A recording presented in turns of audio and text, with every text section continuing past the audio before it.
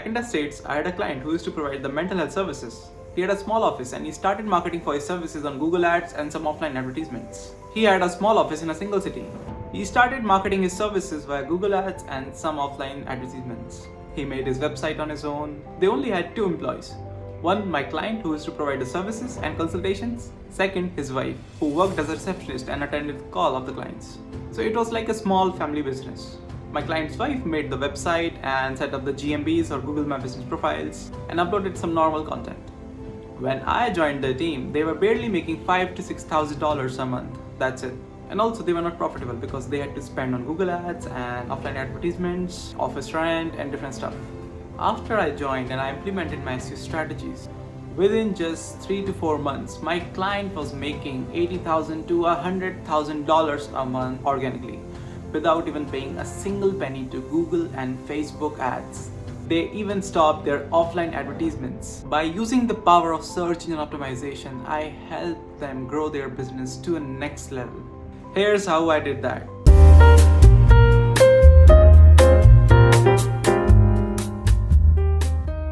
Hey guys, I'm Sumi. Welcome to my new YouTube video. Today I'm going to talk about a client success story. Let's get started. This is the story of my client, Elmbrook Psychiatry. As I told you, they started their business with the lowest investment possible. They didn't even have the money to hire a website designer and get their website made. My client and his wife did everything on their own.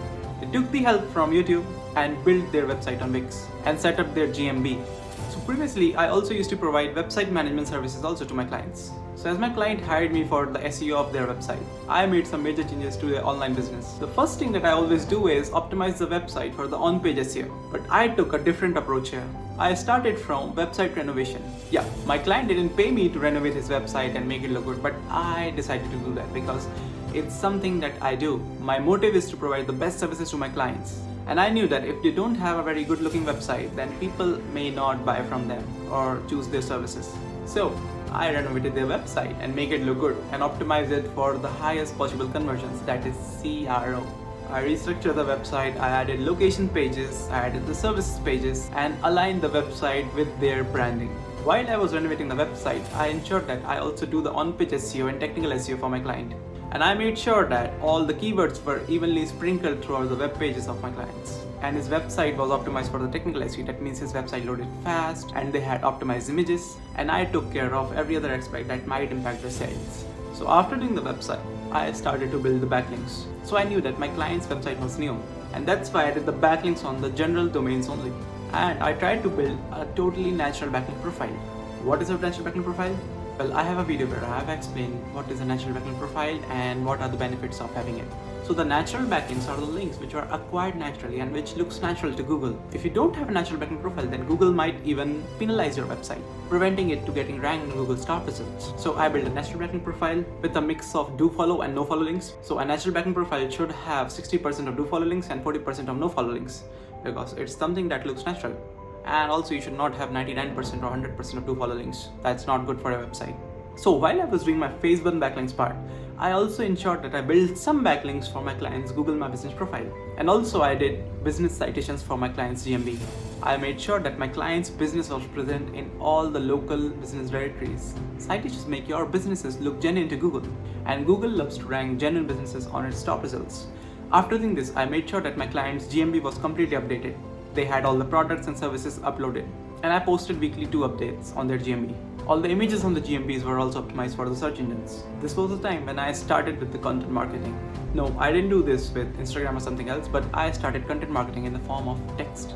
Yeah, text. Text in the form of the blogs on my client's website, blogs on third-party websites, and also I did Quora marketing for my clients. Well, Quora marketing is something new to content marketing, and not many businesses use that.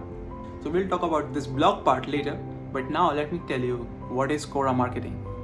So Quora marketing is something that I did for my client and which helped them do really great.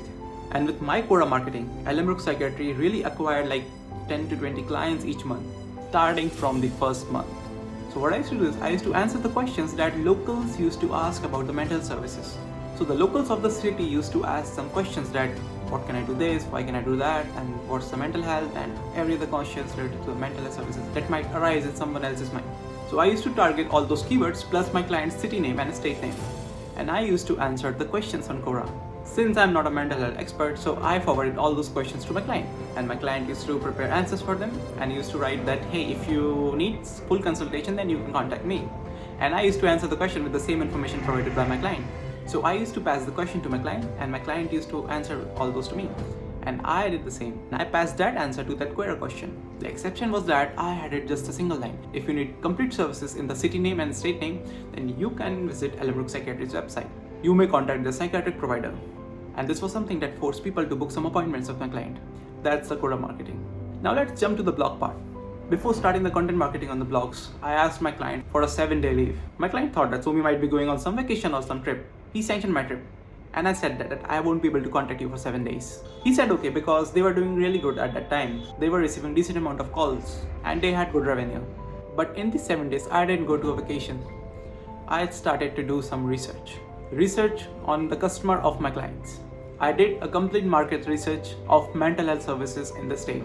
I did the research. I put myself in the place of the customer who was searching for the mental health services in the state.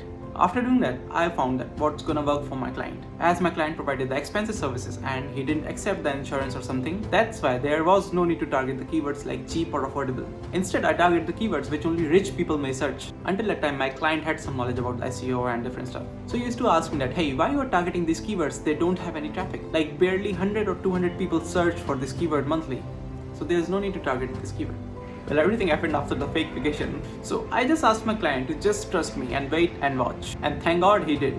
Okay, so while he was waiting for the results, I also started to build the niche relevant backlinks. I started to collaborate with other mental health services blogs, and I used to publish the article on third-party blogs that were written by my client. So my client used to write some articles and I used to publish those on third-party blogs, which helped me gain some niche relevant backlinks. Okay, so after a few weeks, I asked my client to wait.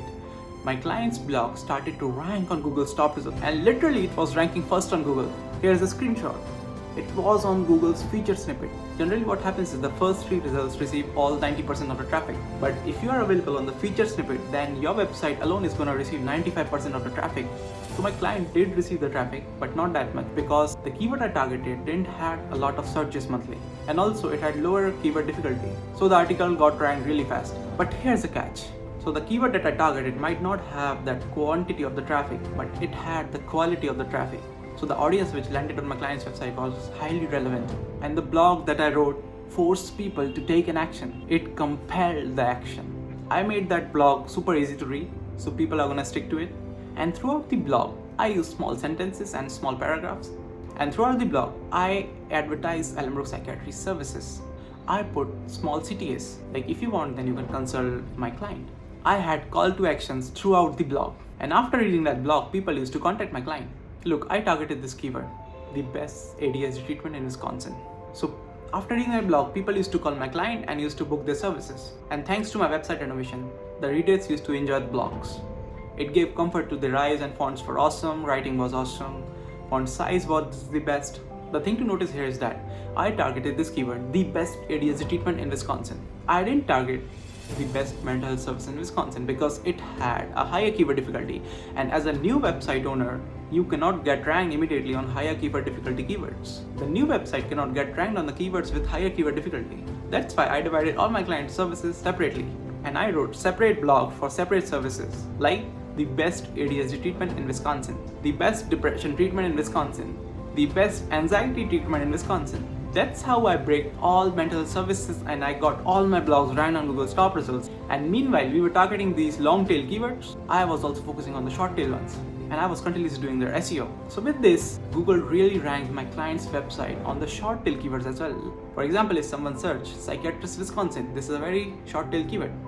So my client's website used to appear on the first page of Google, not first ranking, but the first page. Because for the new websites, the ranking are really volatile, so they kept changing. But yeah, he used to stay on the first page.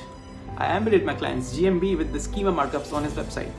And this is how my clients got that funds that he needed to expand.